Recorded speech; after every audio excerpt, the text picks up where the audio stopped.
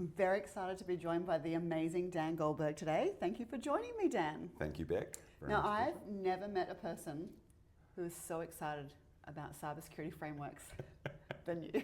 I love it. It is a passion. My goal in today's episode is we're gonna spread that passion to the world. Everyone's gonna be super excited about frameworks after our discussion. That's a name that made me very, very happy. I thought you'd be on board. So maybe we'll go back to the beginning. A bit of an origin story. Sure. What first sparked your interest? Like, why did this excite you? What drew you in? The interesting thing is that it's actually a surprise to me as well. 25 years in network transformations, digital transformations, and cybersecurity. Remember that cybersecurity was post 2014.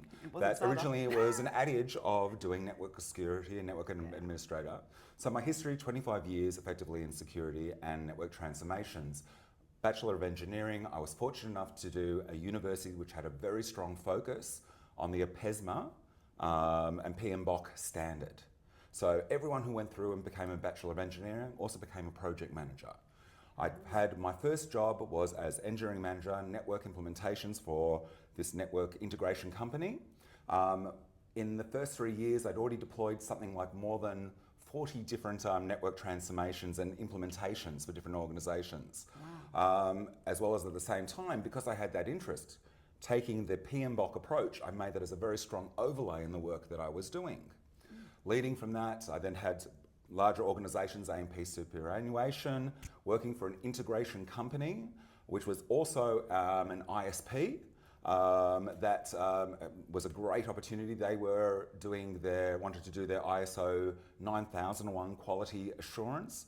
And that's like in the first 5 years of my industry career experience. From that one, I was then engaged to be executive manager, COO and CISO for Dodo Internet and created Dodo Internet, which is something I actually named Dodo Internet. It's something I can say that is a nice little career. I can see that you weren't actually aware that I was actually... Put that on the LinkedIn profile. It's there. So actually created, and that was my first opportunity of... And there was a great learning experience, how to create a company, working in terms of structures. And I said the fact that I had knowledge of an ISP is what led to that, network transformation, network creation. It's set clear direction. Even when after that particular role, I went and did my MBA, maths, science background, engineering, legal studies, highest marks I've ever received in my life. High plus distinction, topped the year in legal studies. Yeah. And I've always said that if I won Tats Lotto, I'd go back and do my Juris Doctorate. The interesting thing is that this has actually put an overtone where processes and procedures, it's worth mentioning a little bit of that history because it's what has set my direction and why I do it potentially I have a love. My whole career has been project management, but also having a very strong understanding of financial systems, the regulatory risk systems that are required. I had opportunity for the very advent when cybersecurity was happening in 2014-15. I was engaged by Imperva and a number of other companies in the new very early day of cybersecurity companies as being their deployment through most of these different solutions. What continued on, I had also then PII, early days of privacy, ran a few different sort of like privacy discovery sort of like farm projects. Mm-hmm. And to be honest, GRC in the field of it is now is really something that's happened in the last 5 years. Yeah. It used to be that your people who are your auditors were your crusty old adage idea of what auditing was. They were accountants or lawyers. The early days of people in GRC were people who were disgruntled, weren't happy with studying law.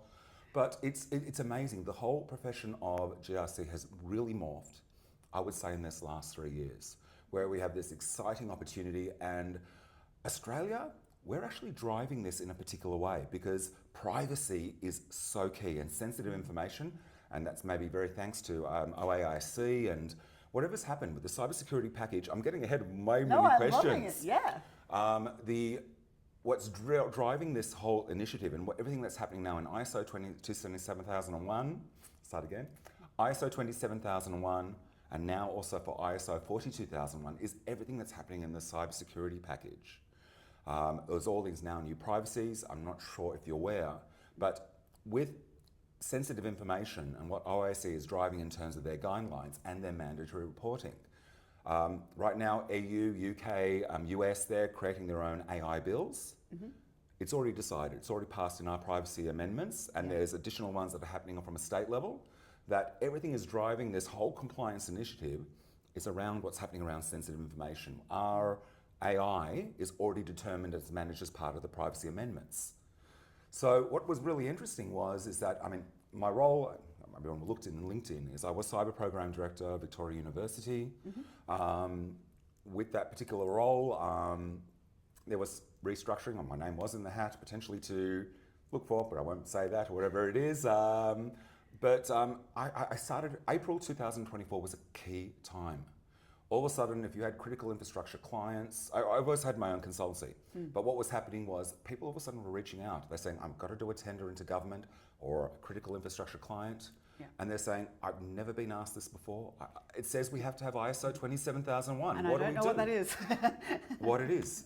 And it started off just by me helping organisation what to do, what navigating, answering our questioning, and it ended up being a whole career pivot for me, where my history was program, project management, and running transformation initiative projects.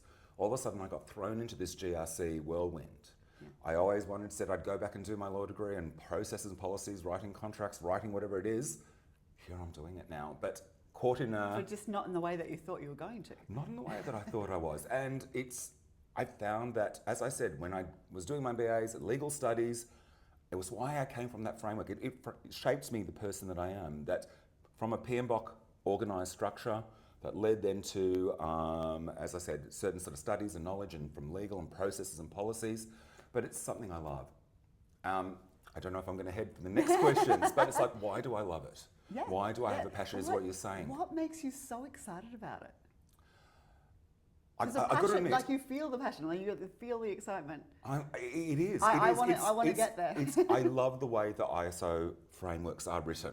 And it's not just about one compliance standard, because they all interweave beautifully into each other. In fact, ISO 42001 has its Annex D, which is written to help people who don't have the same passion maybe as me, but it's written so that it interlaces with the other management systems and other compliance standards that it can be incorporated.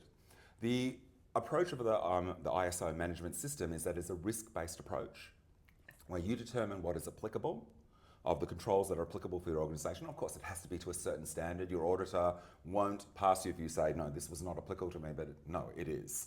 Make sure I need to receive a response. They don't take your word for it. They'll raise your minor nonconformity and you have them to take corrective actions. But I don't know, there's an interesting thing. Why am I excited about it? It's when I did at your OSCERT conference, and I did talk about on this in my the tutorial that I did run for you. What I had said is that my story, and I did go through that. I talked about two stories, my story, because I just used it as an example, because there's a reason why I have a passion. It's a whole career long, seeing the whole birth of cybersecurity, seeing about certain compliances, but it's the great thing about these particular standards, it's a continual improvement journey where you have to demonstrate that the buy-in, the communication, and maybe I'm just incredibly lucky because this is quite the early day of the companies that are actually taking the step to be compliant are vested. And there is something incredibly rewarding if you have an organisation who wants to be certified, who wants to take these steps. And I've got to admit that so far I've been incredibly lucky that the different clients that I've taken through their accreditation, that I've had that buy-in. So it's been very rewarding so far.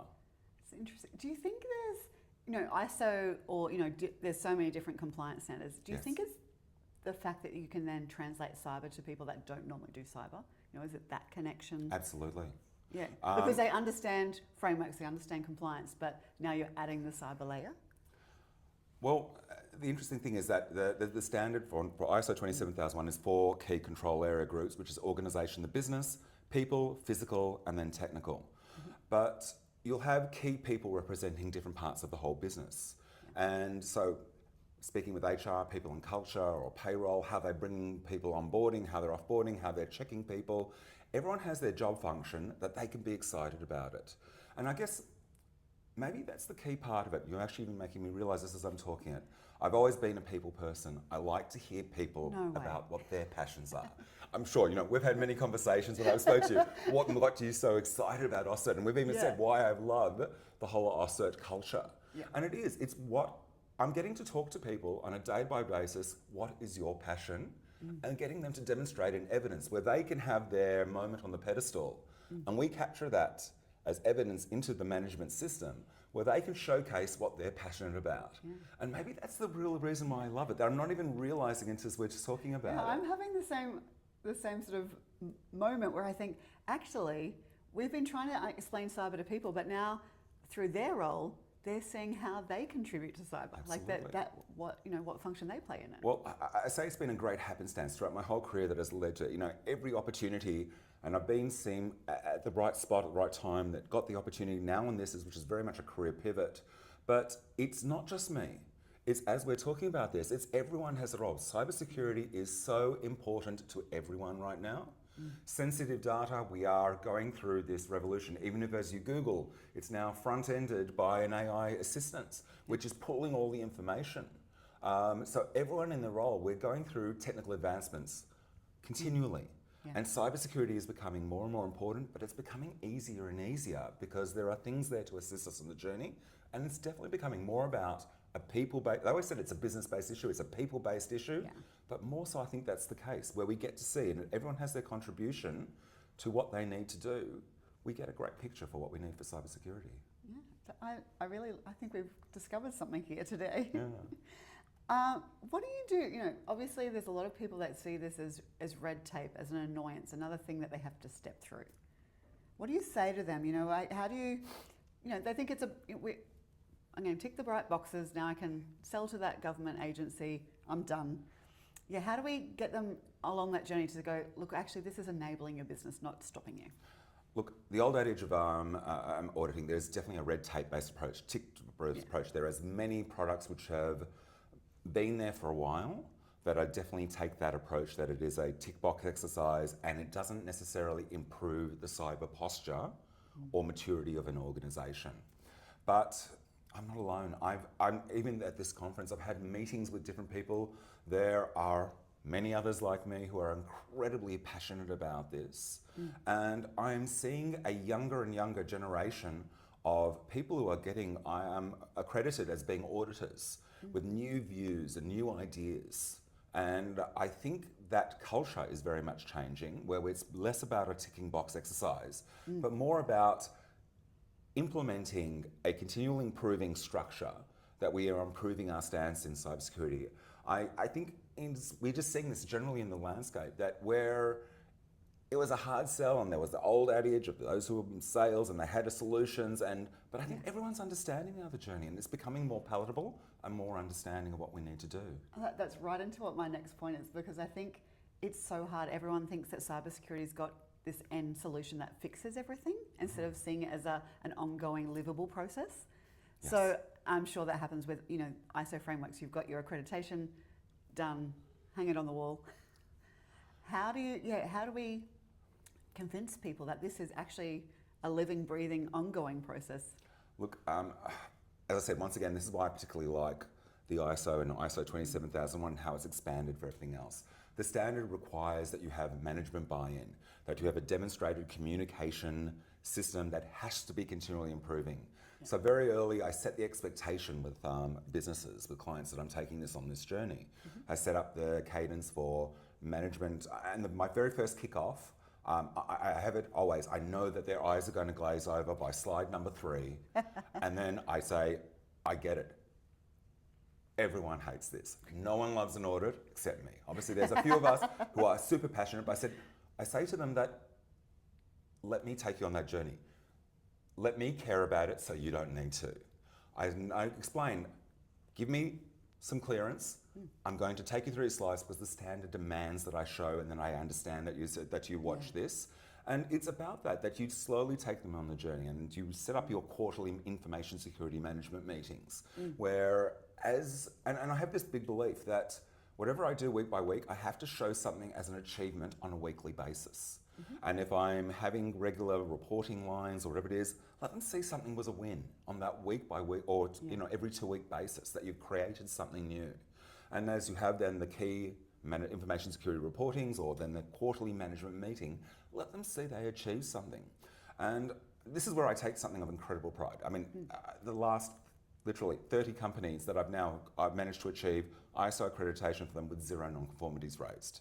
Wow. That's not a ticket on me. That's a ticket on them. That's It's their a ticket achievement. on both of you. Thank you. No, but it is. It's because you get them involved, you get them excited about what they're achieving, and as I said, you put people on their own platform to talk about what they're passionate about, and you enable them to achieve what they need to achieve, and then you get this great result of having everything prepared that an auditor needed to see. And maybe that's it. The thing is that I know the standard. I get really involved. That's geeking out on whatever it is, the legislation, whatever the drivers are. Yeah. But if you tick everything off, and it doesn't be a tick box exercise, but it means to be about something about organic, that you're creating and taking a company on a journey and setting it up from the outset, that it's not just about them achieving their certification, but it's a living, breathing, ongoing, continual improvement that changes the shape of the organisation and what they need to achieve, then you won. It sounds so straightforward the way that you've explained it, but I think as humans we all just want to feel progress. Yeah. Which is what you're doing. It's this Yes. ongoing, okay, I've got some progress, I'm working towards something, I'm taking steps. Yes. But I don't know, I know I have a passion and an excitement that I go with this, but I will like that because the more and more I talk about this with people, I get them excited about it, and I think that's what we need to do.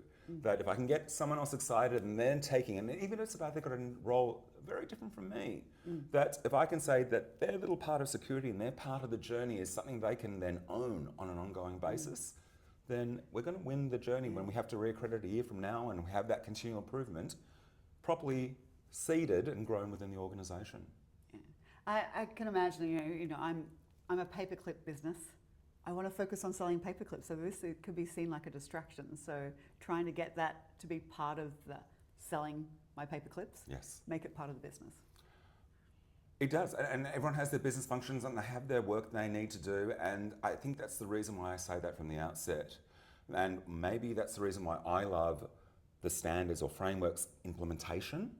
And people say, why don't you do the auditing? And I say, actually, I love the implementing. I love that idea Auditing of the still selling sounds it. boring. No, but it's just like everyone has to have their job function. It's what I say at that very first kickoff. That's still important.